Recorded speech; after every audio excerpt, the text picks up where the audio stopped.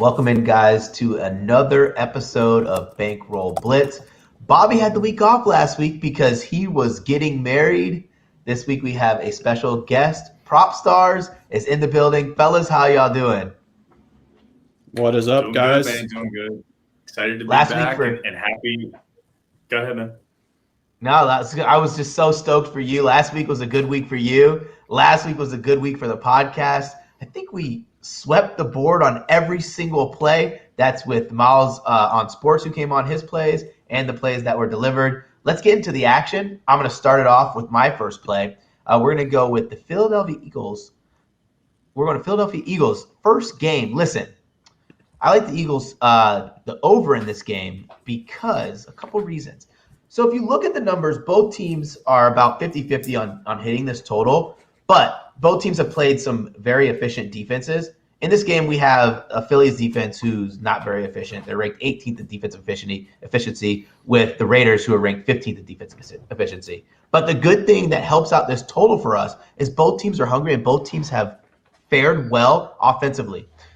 For the Eagles, their biggest advantage is playing against a weaker rush defense for the Raiders. The Raiders played against Lamar Jackson, who ran for 86 yards, Jacoby Brissett, who ran for 37 yards. And Jacoby Brissett wasn't looking to run in that game, but he was taking what was offered for him.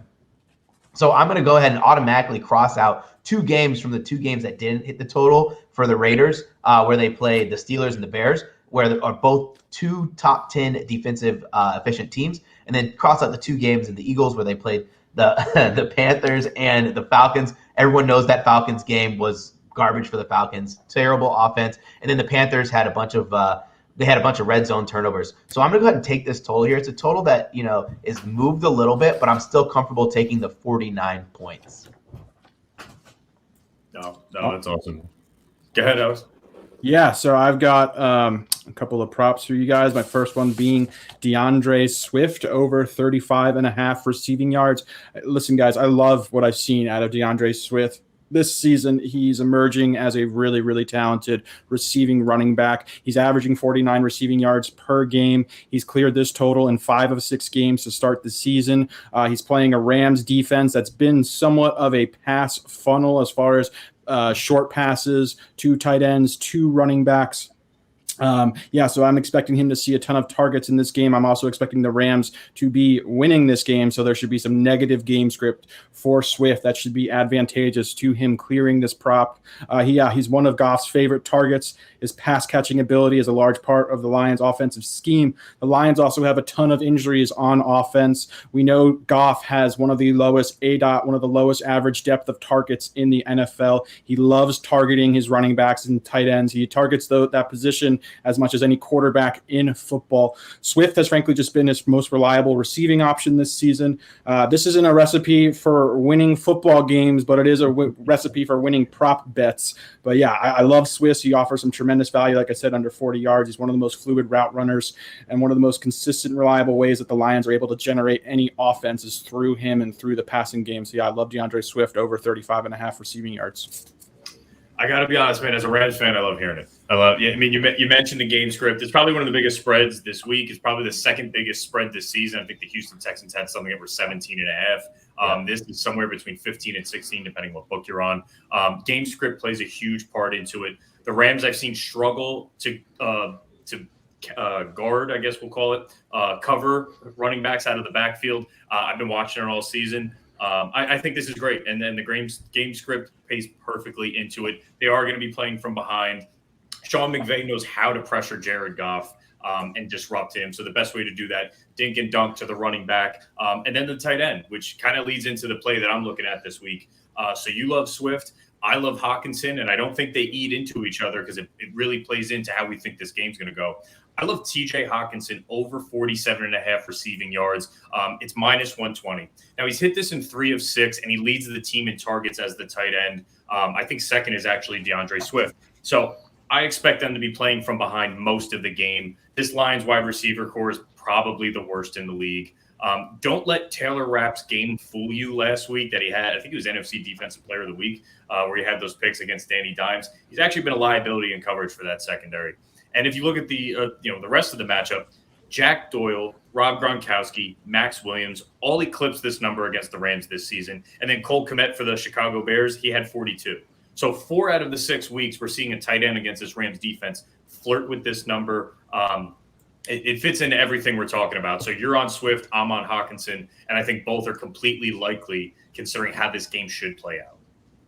Yeah, I couldn't agree more, guys. I love what I've seen out of Hockenson as well. He's definitely emerging as one of the most efficient move tight ends. We've seen this new breed of really talented pass-catching tight ends. You're looking like guys like Noah Fant, obviously George Kittle, Travis Kelce. But yeah, to me, Hockenson is like next in line. He's a very, very efficient receiver. Obviously, Goff's short A-dot just matches up perfectly with guys like Swift and Hockenson. So yeah, I love both guys. I think they're both really solid plays this week. I think we've been really waiting for Hockenson to kind of blow up. He's been a first-round pick. We've been waiting. When's it coming? When's it coming? It has to be with Stafford. And we've seen, the 500, 600, 700 yards seasons. But now that he has Goff, who really has to lean on him and really can't push the ball downfield, I think he's in for a career year. I think his over-under on yards, I had it as one of my futures. It was like 770. He was doing this in 16 games last season. Now he gets a 17th. So this really is, I think, a big year for Hockenson, and this should be a game that he puts up some decent yards and most likely a losing effort. Probably going to be a losing effort. It's the third highest public bet game at 71% of the public is actually on the Rams. The line's gone a little bit back and forth in the past 2 days, but let's talk about some public betting. I'm going to go with our new favorite segment called Operation Fade. It's where I look at the top 5 heavily bet games by the public, and I find one where the line doesn't make sense. For Operation Fade this week, I'm going to go with the Bengals. But before I get into it, I want to go ahead and give the top 3 highest bet games. The Patriots -6 with the Jags at 91%. Next are the Panthers against the Giants at 73%, and the one I just alluded to, the Rams -16 at 71%. Sitting in 4th are the Bengals traveling to Baltimore at +6 with 65% of the action. This game was a game I really was interested in before I even looked at the public. And when you're betting the NFL, it's kind of like a relieving feeling when you handicap a game, you pick the side, and the public's on the opposite side. The reasons I like this game is if you look at stats, it's about 50-50. It's pretty even. Both teams 3-3 against the spread, and they're both pretty close in different ratings and defensive ratings. So I had to get a little bit more creative and see where's the edge in this game. Why would the public be wrong, right? So we have a Baltimore defense that's allowing 20 points per game. We have a Cincinnati defense that's allowing 18 points per game. Both are solid against the pass, where where Cincinnati has a little bit more of the advantage. Both are solid against the run, where where the Ravens have a little bit more advantage. So I had to go and see. You have to think about this Bengals team. All along, we were totally wrong about the Bengals to start the season. We thought their offensive line was going to be awful. We thought their defense was going to be terrible. Well, this Bengals team has a good run defense, a good total defense. What has really helped them out is Joe Burrow's willingness to push the ball down the field and have very explosive plays. So I was looking at this explosive plays ratings, which really has been eating the Ravens alive. The Ravens are 31st against the run in explosive plays. 15% of every run that's going against the Baltimore defense were considered explosive runs. Why that makes sense and why that matters in this game is because it's against a team who lacks and really struggles with having the very big explosive plays on the ground. So the Bengals are 26 in explosive rating for offense with the run. And then you're going to go look at Jamar Chase. Jamar Chase, I talked about him since the beginning of the year as one of my rookies of the year, and he's really proving it. Well, another big issue for the Ravens is their defense against deep passes and explosive passes. So the difference between the two, explosive pass can be a 5-yard pass with yards after the catch. A deep pass can be air yards, and they struggled mightily with that. Also for the Ravens, they're very banged up in their secondary, and Patrick Queen might not play. So with all this coupled together, I think that 6 points is too big of a gap. And to make matters even better, in my opinion, I like to look at the ratings of how they're doing against the spread number. They're plus 5.9 against the spread, which means Vegas is undervaluing this team and putting their spreads a little bit too high. So I'm going to back the Bengals plus 6.5. Yeah, I just want to hop on real quick. I really like backing the Bengals in this spot. Their offense has really subverted a lot of expectations this year. I thought we all thought after seeing them last year how high of a pass volume team they were. Joe Burrow was out there throwing the ball 40-plus times per game. That hasn't been the case whatsoever this season. They've been one of the more balanced offenses in the NFL. Joe Mixon has had a really good season. They're pretty much running and passing near a 50-50 split. And obviously when you're able to do that consistently, that is a recipe for being competitive in games. You mentioned the Ravens. Their secondary has been banged up. Obviously the loss of Marcus Peters is absolutely huge there. There's just a ton of injuries. That they're not the same Ravens defense, or at least the secondary is not the same secondary that we've seen in recent years. And I think the Bengals have been very competitive. They've been sound on all sides of the football, defense, offense, even their running game, their passing game, and their pass defense and run game have all been solid. So I expect this is a division game. These teams are very familiar with each other. I expect this game to be competitive. I think the Bengals offer a lot of value at +6. This is actually so every week there's an upset. Just for lack of a better term, there's an upset every week, and it throws off every survivor pool, every parlay that everyone heavy money lines. This is going to be my upset. I actually like the Bengals outright, and everything you guys mentioned is 100% right. I'm not going to hammer that home. Let's look at the roller coaster that the Ravens have been on this season.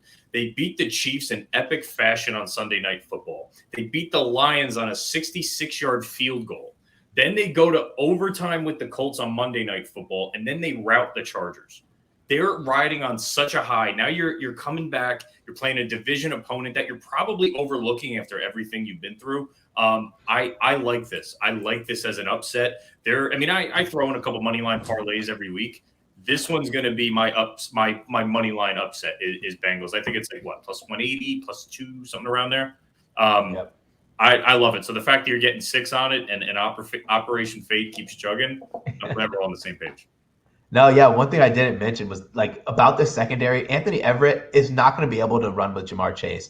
He's a very, I don't know how to call it. If you know the saying, if I'm even, I'm leaving. He is the epitome of that from a DB's perspective, and I think Jamar Chase is going to get a couple on him. Nice. Love it. Alex, what do you got for us, man? Yeah, so my next prop, this one pains me a little bit, gentlemen. I'm a diehard Philadelphia Eagles fan, but I am fading my man Devonta Smith under 59.5 receiving yards. So he's been held under this total in 3 of 6 games. If you look at those game scripts, when he's been over, he's a kind of like a mean versus median player. He either has a very large day or he pretty much is non-existent on the field. There's not much in between. There's not much consistency. I think this play is more of an indictment on Jalen Hurts than it necessarily is on Devonta Smith. I think this role for him is tough as the number 1 pass catcher in the Eagles defense. Looking at the Raiders have surprisingly been a very stingy secondary. They've allowed the 6th fewest receiving yards to opposing wide receivers. That factors in the fact that they haven't had their bye yet either. So the secondary has actually played really well. Specifically, they've been really good on the boundaries. They've been really adept at covering outside wide receivers. Max Crosby is one of the highest rated players on PFF right now. He has been just phenomenal for the Raiders. He has one of the best motors in football. In my opinion, he is going to be in Jalen Hurts' grill all day long in this game. Devonta Smith is running his routes deep down the field. It's contingent on that Eagles line giving Hurts enough time to find him down the field, which I don't think they'll be able to do versus this Raiders pass rush. The Eagles are also missing, I believe it's either 4 or 3 of their starters on their offensive line. The line has been banged up all year. Hurts' play has been very erratic. I think the Raiders' defense is good enough to contain Devonta Smith. I think there's quite a lot of value in fading him under 59.5 receiving yards. I mean, he's been the definition of boom or bust this season, and he is probably. I mean, if you look at him, he reminds me a lot of Amari Cooper just as far as the route running ability. Obviously, he has the hands, but Jalen Hurts he's been struggling. It's been tough to watch. So I definitely like this spot here. And sneaky good find on the Raiders pass defense. You really wouldn't think it going in. Obviously, they've had a lot going on, but they overcame it last week. I would imagine this is really no different. And Max Crosby, I think I saw an article the other day that was this guy could potentially be a defensive player of the year candidate, which I would have never in a million years. He's playing like it so far. He is. No, he really is. But, Brett? No, I'm glad you said that. Top 10 pass defense, which surprised me. It's a top 10 pass defense on one side, top 5 pass defense on the other side, which is pretty exciting to see. But yeah, I like that play a lot. And I'm a Bama guy, you know, got the Bama shirt on right now. So anytime I'm ready to fade a Bama guy, you know, it's gotta be real. All right, so let me jump over to the Northeast for my play. It is Damien Harris over 64.5 rushing yards. It's minus 115. Now he's kind of out of the doghouse now with Bill Belichick. He fumbled in week 5. Last week against the Cowboys, who have also had a very surprisingly good defense, he blew up. 18 carries, 101 rushing yards, good for 5.6 yards per carry. Now he's playing the Jets, who are putrid against the run. They're giving up 123 rush yards per game. And then if you look at the matchup, he had 62 yards in his first matchup. He's kind of flirted with this number in 4 out of 6 games this season. So even though he's only eclipsed it in 2 of 4. He's had 100. He's had 62. He's had 58. He's had 101. He's trending in the right direction. I do think he is. Obviously, he's the primary.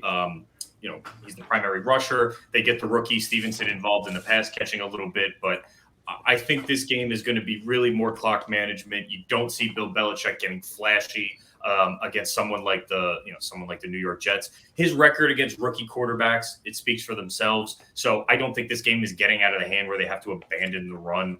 So Damien Harris, I have him locked in between 18 and 20 carries. And with this Jets defense, there's no reason he shouldn't be able to pull off, again, close to 5 yards per carry. So over 64.5 seems generous to me, given the defense that he's facing and what he's coming off of. So, yeah, I love this spot as well, Bobby. Another point too is the offensive line is as healthy as it's been all season for New England. They had that big COVID breakout amongst the offensive line. In addition to a variety of injuries, I believe they are back almost at full health. I think at least 4 or 5 of their starters are playing in this game. I also love the fact that the Patriots are 7-point favorites in this game. That game script is going to be advantageous to the Patriots, just leaning on the ground game. I fully agree with you. I love the play. I would be shocked if he doesn't handle at least 18 carries versus this Jets run defense. Yeah, I have him projected in the mid to high 70s for rushing yards. I think 64.5 is just tremendous value. No, I totally agree. One of those games where I'm not too afraid of the public being incorrect on this one. I tried to break this game down and write as many bullet points as I wanted to for the Jets, and all of them were just superficial. I think the game script sets up really nice here. Yep. For my next play, I hate going chalky, but I got to do it. When your research brings you to it, you have to do it. I'm going the Kansas City Chiefs and Tennessee Titans. I'm taking over 58. This line opened up at 54.5, and I wanted to fade it so bad. I looked for every single reason to. Kansas City's defense this year has gone from subpar to god awful. I'm a big defensive efficiency guy, and I like to attack terrible defenses. Kansas City 31st in total defense, 31st in defensive efficiency against the pass, 31st in defensive efficiency against the run. I was worried about Tyreek Hill not playing, but Andy Reid said himself that it's just something that Tyreek Hill is going to continue to work through. Him missing practice yesterday was not I'm going to miss the game, but kind of to avoid any contact on that thigh. The one thing about the Chiefs, too, is, I think it's one of those problems that LSU had when LSU had that Joe Burrow-led offense where they know they have such an elite offense where sometimes they miss assignments on defense because they think that the second-rated offense can carry them through. Now, we all know that the Tennessee Titans are coming off a huge upset victory over the Buffalo Bills. But one thing I was really impressed about that offense, which I knew was talented, was they hung in tough against a very, very highly rated Buffalo Bills defense. To couple this, the Tennessee Titans defense is also terrible. And you know where their biggest weakness against the pass. I think Patrick Mahomes is going to have a field day, and I think that Derrick Henry is going to have a lot of open running lanes. The Tennessee Titans to the over this year, the last 2 years over as a dog has been freaking phenomenal. 6-1 to the over in their last 9 as a dog. 6-1 to the over as their last 7 as a home dog. I don't try to get hung up on too many trends, but it's a trend that is kind of pointing you in the right direction. So then I looked at the weather. Weather's going to be great. It's going to be partly cloudy, so it's not going to be too hot. No rain in the forecast until at nighttime, and the wind's going to be about 5 to 10 miles per hour. So if you guys want to find a reason to fade it, sure, but this is one where I'm going to have to side with the public and take the over. Yeah, I like this play as well. I also think the Titans are starting 2 rookie corners on both sides. I believe Christian Fulton is going to be out of this game. That is not a recipe for slowing down Tyreek Hill, Travis Kelce, obviously the addition of Josh Gordon, and just a very, very explosive Chief offense. Yeah, I expect this game to be very high scoring. And I think that there are a lot of vulnerabilities that Kansas City can exploit in the Tennessee secondary. And then obviously on the other side, this Chiefs defense, like you mentioned, has just been absolutely horrific, cannot stop anyway. And Derrick Henry is going to run wild on them most likely. It makes sense to me, guys. I probably will likely throw this in, maybe tease it down a little bit, but for the most part, 58 seems pretty decent. I hope Taylor Lewan's all right. I'm a big Taylor Lewan fan for some reason. Man. Love his podcast. I was watching Monday Night Football. I was in my dart league. I look over. I see a lineman down. I'm like, shit, I hope it's not Taylor Lewan. Just seems like a cool guy. You know how sometimes you have players in the league where you're like, I wish that guy was on my team? I wish Taylor Lewan was on the Rams. But he's the heart and soul of that offensive line. Coming back off an injury to get injured again is just like something you don't wish on anybody. It's true. But let me wrap up with my last play. Sometimes I go and I sift through the weeds and I try to find a little more abstract plays. Sometimes it bites me in the ass. Sometimes it makes me look like a genius.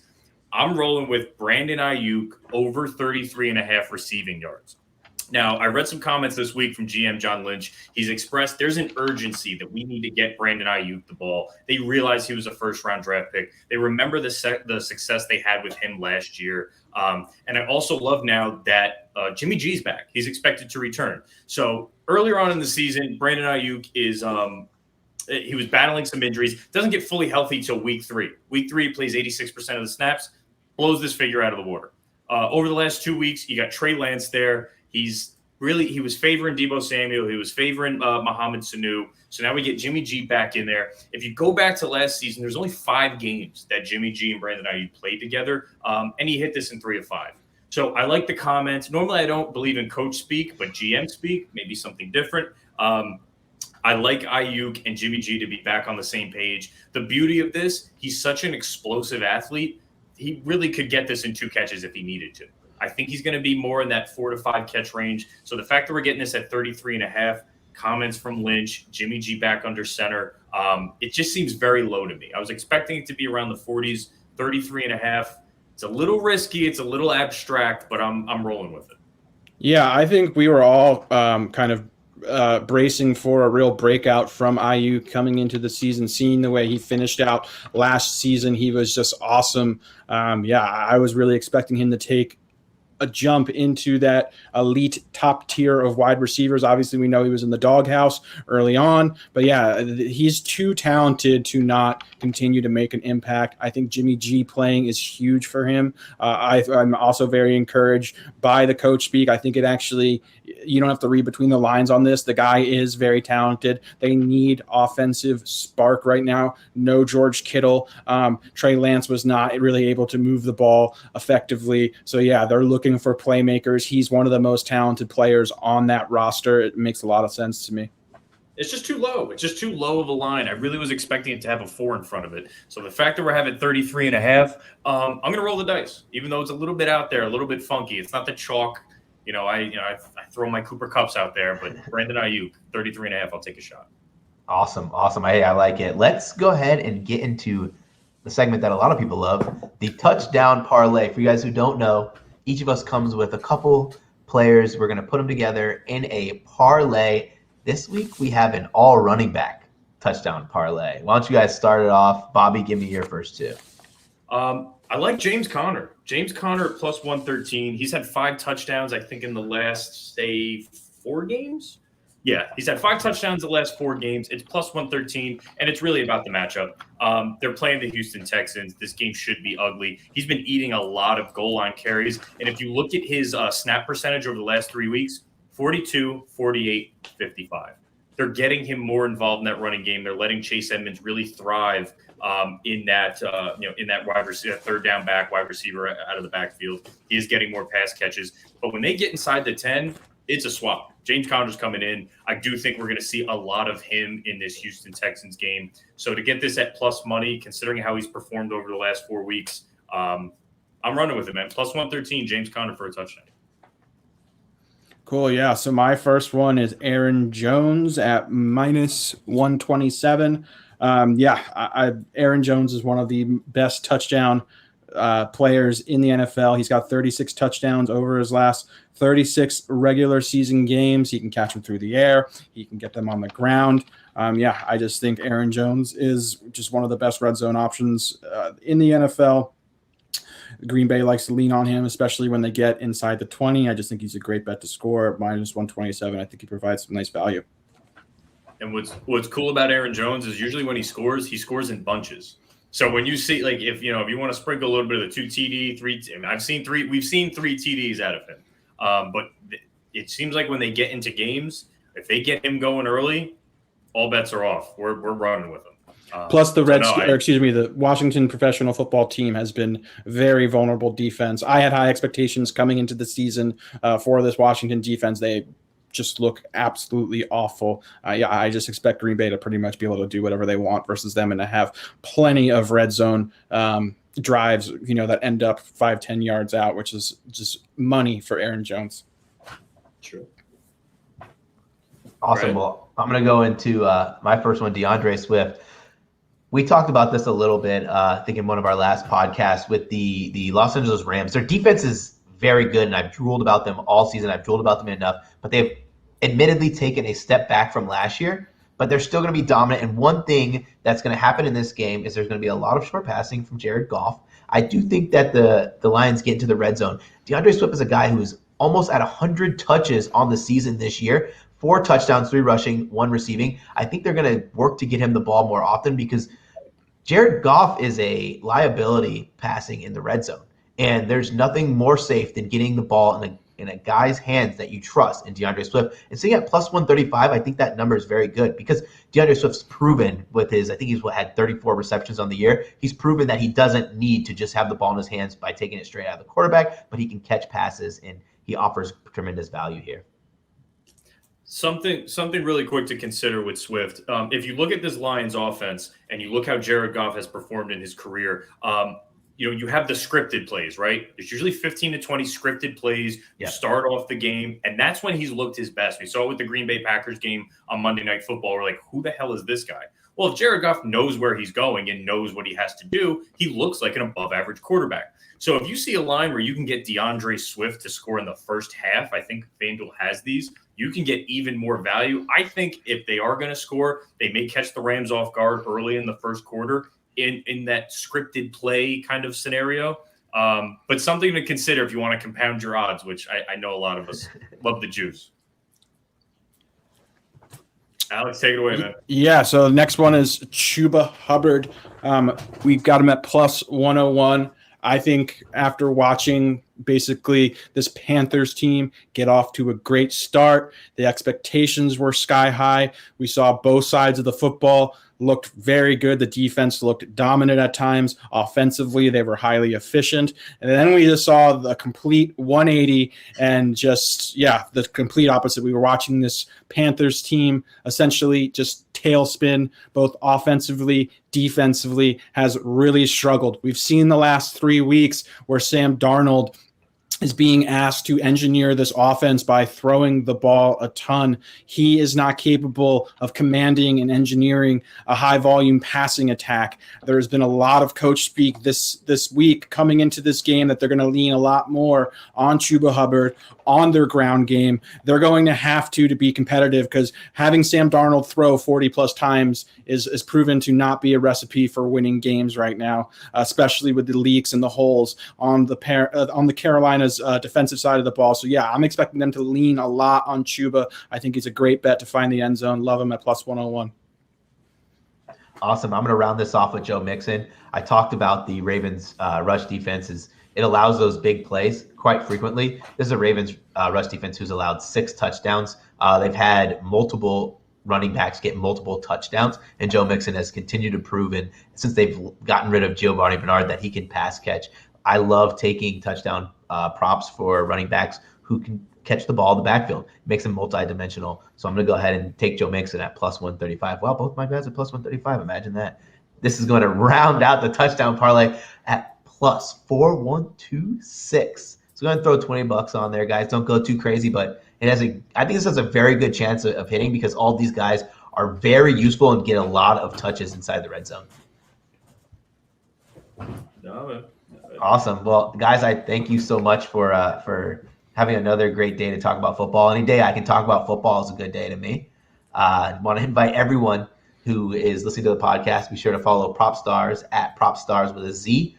Follow Bobby at Prop Holiday, 2 L's, and me, Brad, at Mr. Brad Thomas. And make sure you follow Bankroll Blitz on Twitter. I'll be trying to do a little bit better job of posting more plays on there for you guys. And that's at Bankroll Blitz with a Z. Thank you so much, guys. Be sure to download the podcast, iTunes, Stitcher, Spotify, or however else you get your podcasts. Take care, guys. Alex, thank you so much, man. Thank you. Pleasure, guys. Thank you for having me.